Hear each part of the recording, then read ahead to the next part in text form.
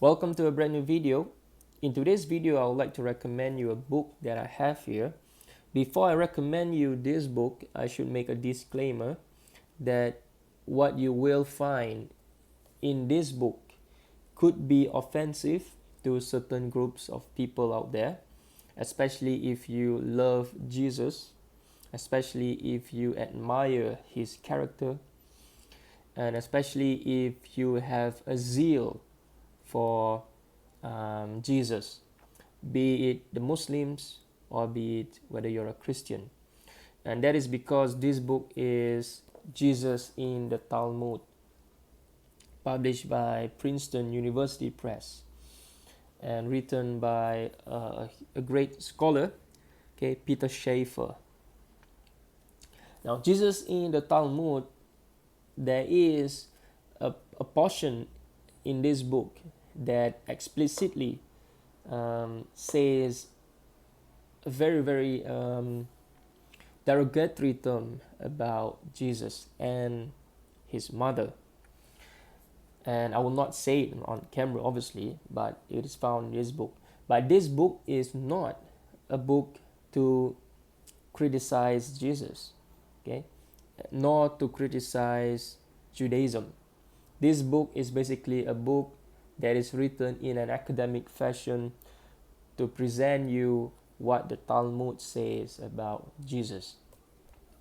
Now, I will not go through the content of this book, obviously, because of the certain remarks that are found in this book, but I will allude to some of them.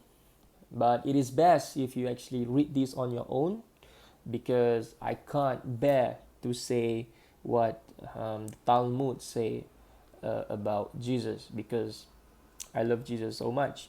He is one of the mightiest messenger of Allah subhanahu wa ta'ala. Now, but what I can say is that the Talmud is about 5 to 8,000 pages long. Jews would probably spend 8 years studying the Talmud.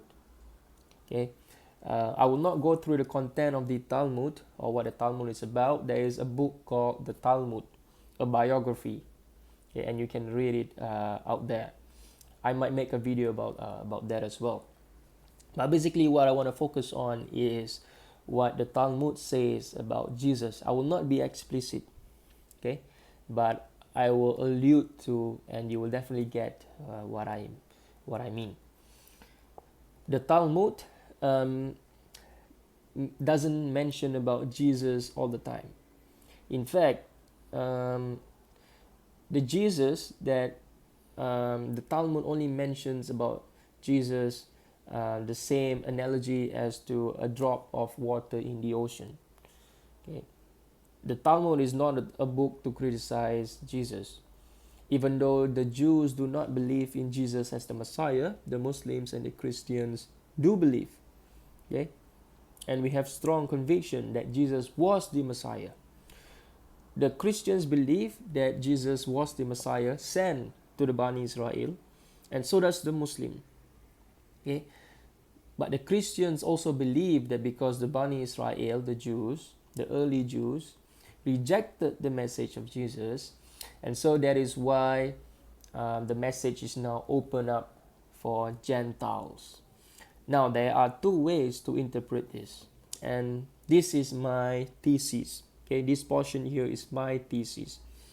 According to the Christians, okay, the Gentiles that the disciples preached to, okay, was actually the Romans, okay, the Roman pagans.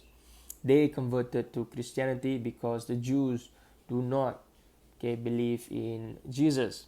When I use the word Christianity here, I don't mean the Christianity of today, because the Christianity of today, the Trinitarian Christianity, doesn't exist. It doesn't exist within the first century. So when I use the word Christianity here, it basically means followers of Jesus, okay, in the true sense of its word. Because Jesus himself was a Jew, he observed the Jewish law, according to Matthew. But according to Mark, it's a different story. But according to most scholars, most New Testament scholars, the Gospel of Matthew is actually the closest to the theology of Jesus. Okay, so I will use the Gospel of Matthew in this sense because it is the most Jewish Gospel in the New Testament. Okay, it is the most Jewish.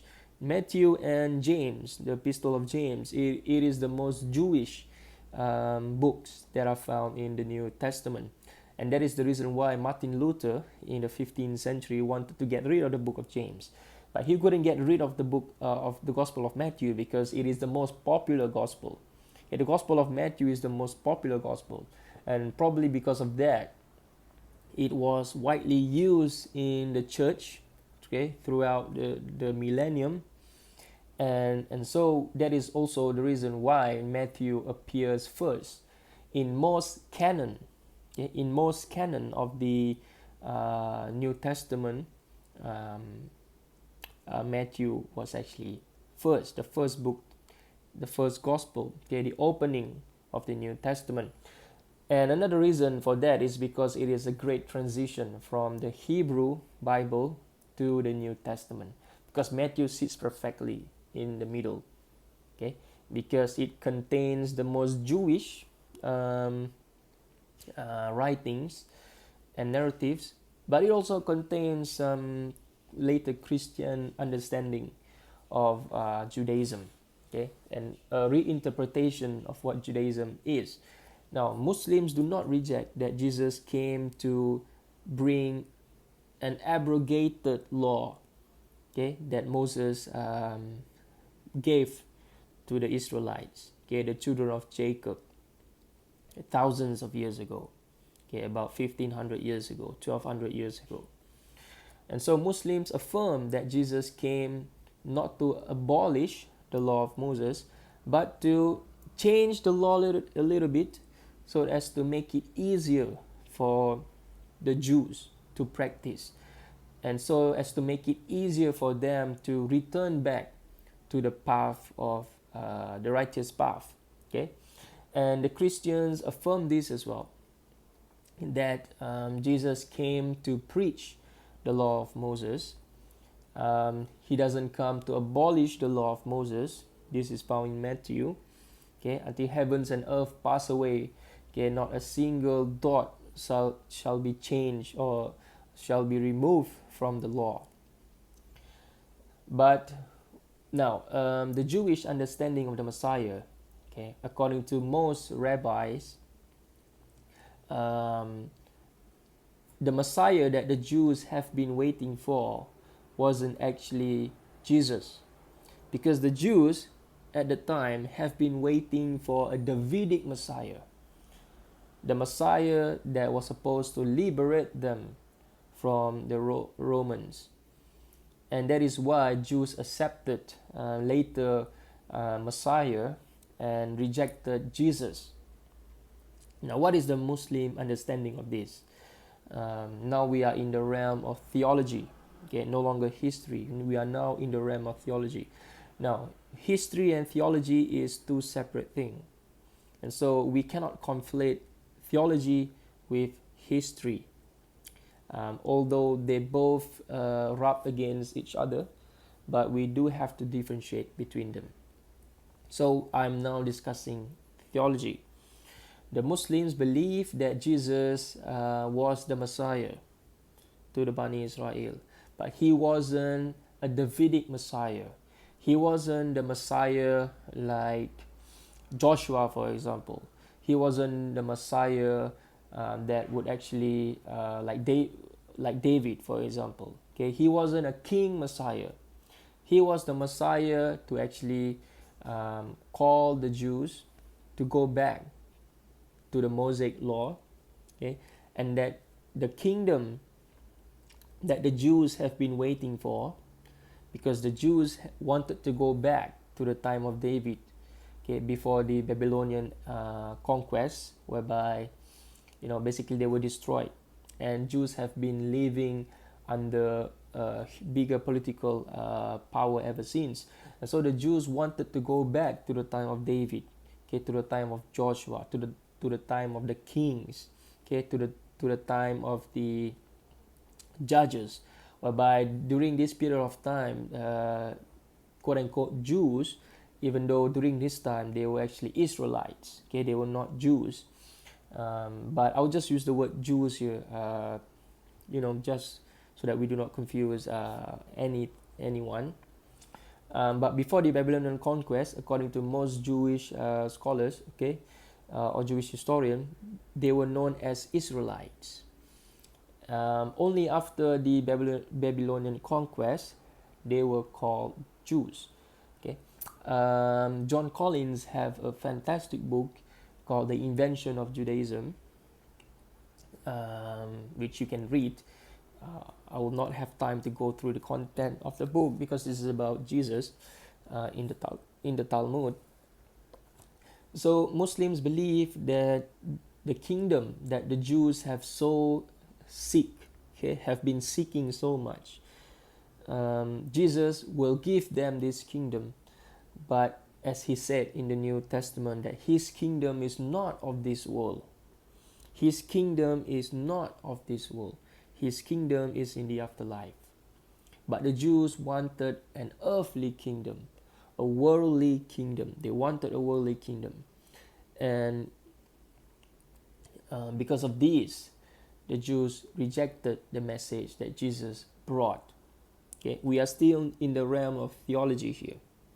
Now, the second point is that the Muslim believe that the Jews have invented their own law, okay, and they have made it difficult for themselves to observe, okay, the original law of Moses, the Torah, okay, the law, the covenant.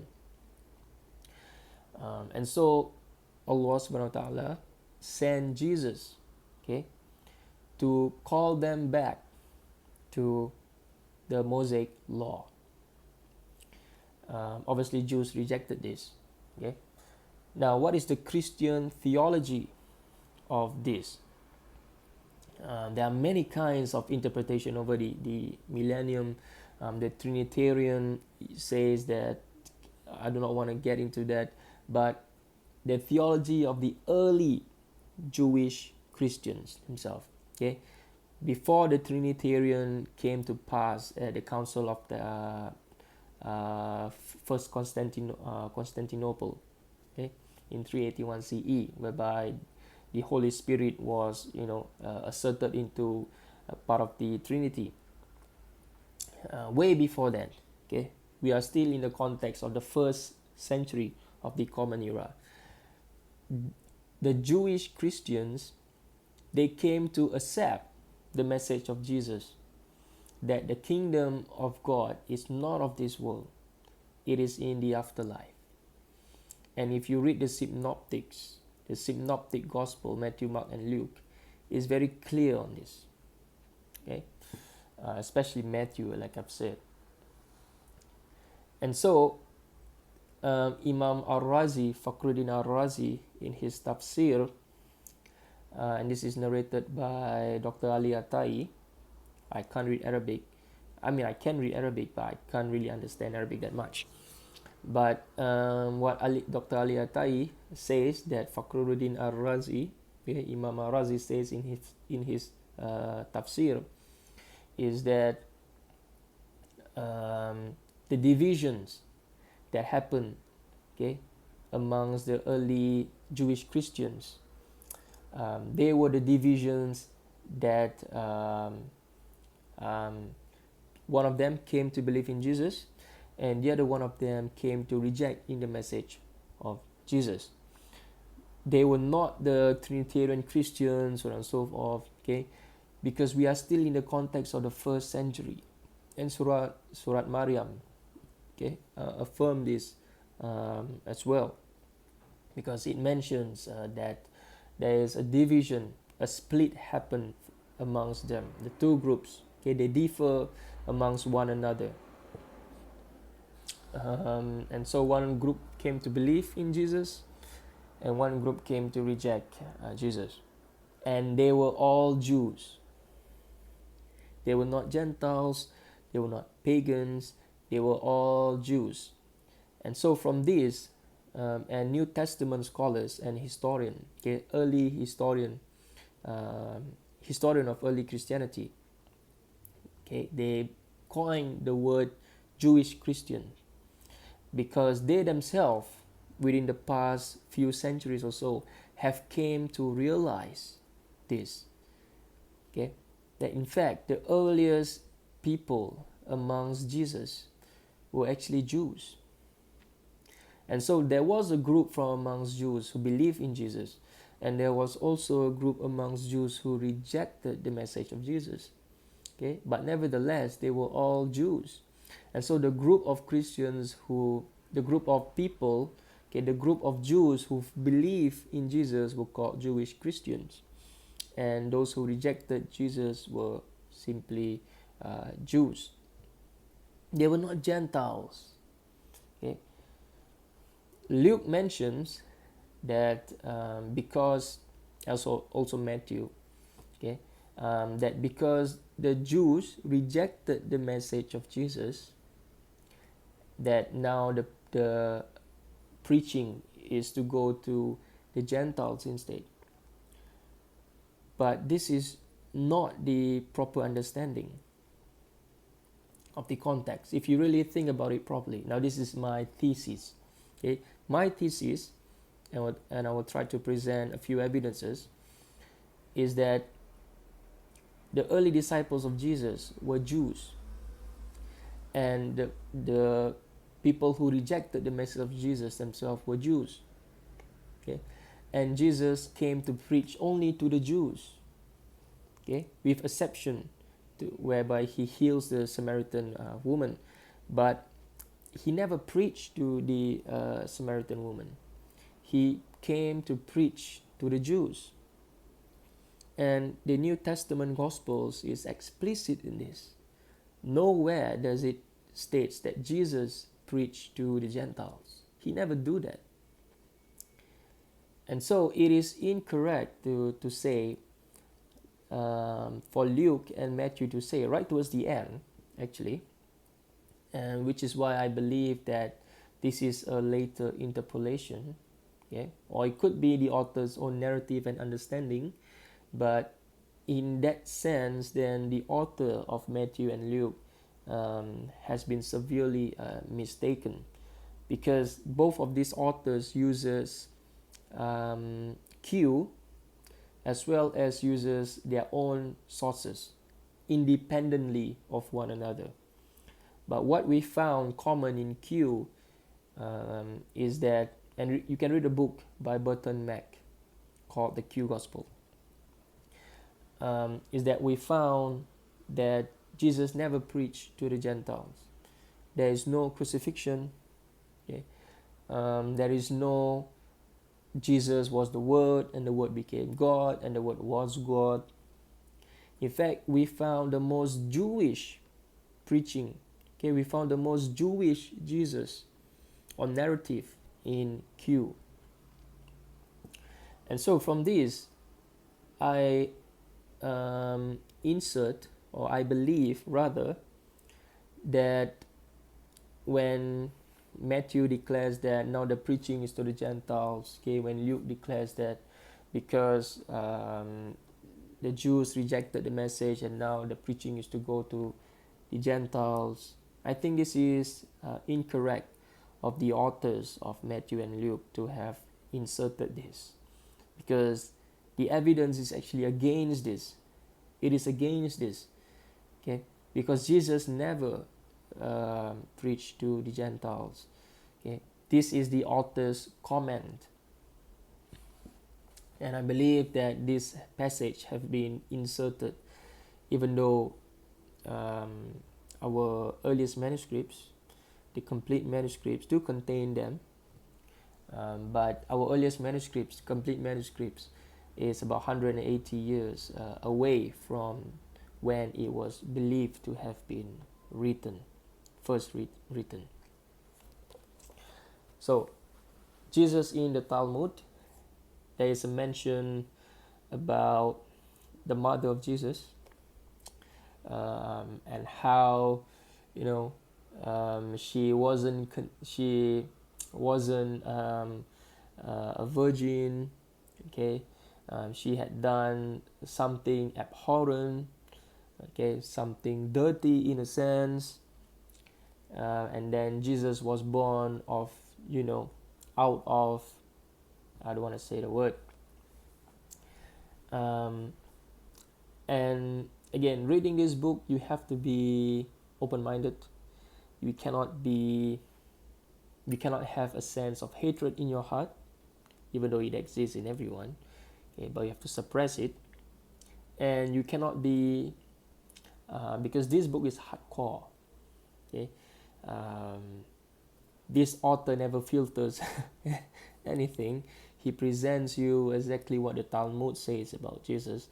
Again, like I said, the Talmud is about 5,000 pages long, and only about 1% of it is about Jesus and his mom and his family, so on and so forth. But in that 1%, you get um, you get a lot of, if you are not open-minded, you might be offended. Okay, but I recommend you this book. It has grave reviews in the back, academic work. Okay, not a book to incite hate about any particular religion. But before I end, there is something interesting. Okay, there is something interesting that you should note, and that is, what is the uh, who do the Jews think Jesus was? Okay, apart from the polemics that is found in the Talmud, if we look underneath the polemics, we can actually understand, or attempt to understand rather, um, what the Talmud is. Okay, the people who wrote the Talmud, okay, in it contains the Mishnah, so on and so forth, but I'll just call it the Talmud is for easy convenience sake. What do the Talmudists actually believe about Jesus? Okay, besides from the polemics, okay, they actually rejected Jesus as the Messiah, like I've said, because they wanted an earthly kingdom. But Jesus came to preach kingdom in the afterlife. So in this sense, the early Christians were correct. And even the narrative of the Christians today, okay, even the Trinitarians, okay, they have the correct understanding. If we use, now we are in the realm of theology, if we use the Quran as a filter, okay, if we use the Quran as the filter, because the Quran says that Jesus was a prophet sent to the Bani Israel. Jesus declared it himself in Surah Al-Maryam. Okay, in this sense, I agree even with the Trinitarian that Jesus was, okay, sent to the Bani Israel, the children of Jacob, but then they rejected the message of Jesus. But where I would draw the line as a Muslims, okay, is that I do not believe that Jesus is God. Okay? Because I do not believe that a man can become God. Okay? And this is when I believe this is when my theology is of the theology of certain passages, okay, or certain authors of the Hebrew Bible. Now, what do I mean by certain authors of the Hebrew Bible? There's a book called by Joel Baden, the documentary hypothesis. Okay, basically at least the Torah, the Pentateuch, was written by 5 or 4 different authors throughout the centuries. Okay. You can also read a book by Richard Elliott Friedman, 2 books actually that he wrote. One is called Who Wrote the Bible? Another one is, I would say, an extension to that. um, sources of the Bible revealed. Okay, I do not have these books with me, even though I could have shown them to you, because my siblings borrowed some of my books, and my cousins borrowed some of my books. So I wish I could show them to you, but nevertheless, I will recommend you a book about Jesus in the Talmud. Really sad book. My honest opinion of this book is that when I read the contents, okay, obviously I've not read the complete Talmud. I've not read the complete Mishnah even. Okay, but when I came across passages about Jesus in the Talmud, I wanted to know the explanation. And there are many books that are written about this particular topic, and I've not claimed to have read all of them. But what I found is that the academic approach is the best way when we want to know about something that is so sensitive like this. The content in this book make me honestly sad that people would actually say that about one of the mightiest messenger, okay, of God. And both the Christians and Muslims admire Jesus so much, okay, be it Trinitarian or whatever it is. All of us love Jesus. There's a lot of life lessons that we can learn, okay, even though his name have been quote unquote disfigured, okay, by certain groups of people out there, more commonly by people who claim that Jesus do not exist, okay, by people who claim that Jesus did all sort of things and so forth. They've misinterpreted the New Testament, misinterpreted the Gospels, and they have used this to pursue their own agenda. They have disobeyed what the scholars say, or they do not actually listen to what the scholars say about Jesus. But yeah, sorry this has been a long video, but I just want to present some of my commentaries on this topic, present some of my theses as well. But then again, I could be wrong, I could be completely mistaken. But Jesus in the Talmud is actually a very sad book, to me at least. So I'll see you on my next video. Thank you so much.